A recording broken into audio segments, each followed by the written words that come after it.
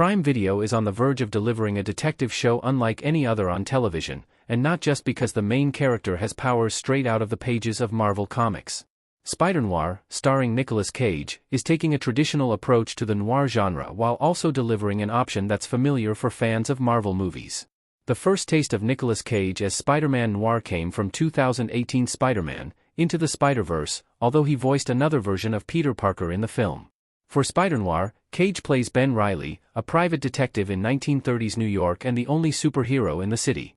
Ben has seen better days, and must deal with a personal tragedy. When the new series releases on MGM Plus and Prime Video, viewers will have the option of watching either in color or black and white, as the final Spider-Noir trailer in both formats gives a taste of what to expect. The two trailers are cut the exact same way, but the difference in color makes a notable difference. The two options for one show are enough to break a rule of television that has lasted for decades. A project is usually produced in one form or the other, aside from occasional exceptions. A live-action project on the scale of Spider-Noir being available in both formats is unprecedented, and all but impossible before the rise of streaming services. Add on the fact that Spider-Noir is bringing an Academy Award winner to television for his first starring role on the small screen, and this is surely going to be a show that stands out among 2026 releases. Other TV shows have had black and white episodes, but Spider-Noir is different.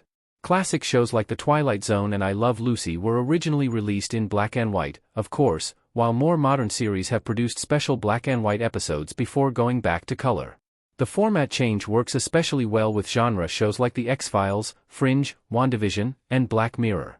But fans of those shows generally can't get more than an episode or two of black and white before switching back to all color, all the time. That won't be the case for Spider-Noir since there will be two versions of the season that are identical in every way except for the color grading, authentic black and white, and true-hue full color. Executive producers Chris Miller and Phil Lord addressed how they made such an ambitious idea into a reality while speaking with Asian Journal.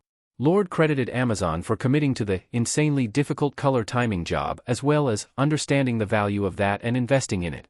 Chris Miller went on to explain how the filmmakers actually accomplished the task of making one show in two ways, telling the outlet. When we're on set, the LUT that we were seeing on the monitors was black and white. So, we were always making sure that it was going to work in black and white, but we were capturing the color version also.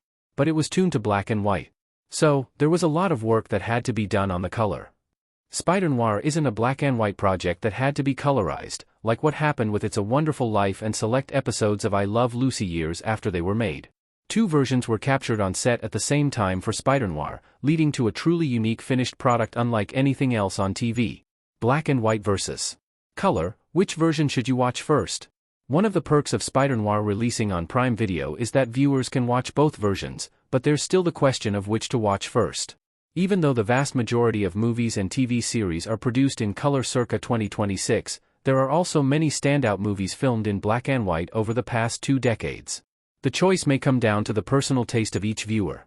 Anybody going into Spider-Noir out of a love for Marvel's Spider-Man comics, the MCU, or Into the Spider-Verse might prefer the color cut. Anybody who watches as a fan of the noir genre or had their curiosity piqued by the trailer might want the black and white first. At the time of writing, the authentic black and white trailer has accumulated 6.6 million views on YouTube. In contrast, the true-hue full color has only been viewed 4.5 million times on the platform.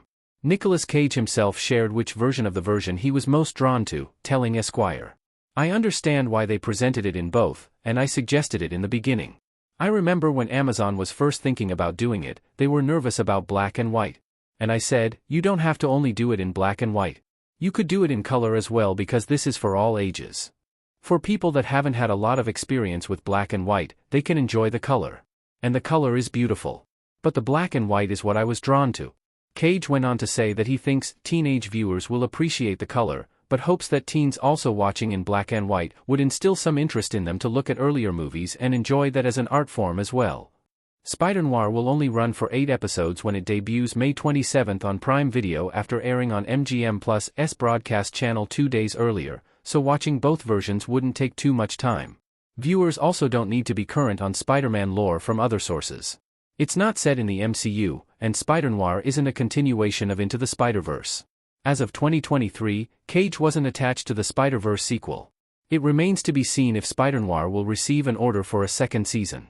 Nicolas Cage has never starred in an ongoing TV show over the course of his career to date, but perhaps the Prime Video show will be an exception. He's on board as an executive producer as well as star.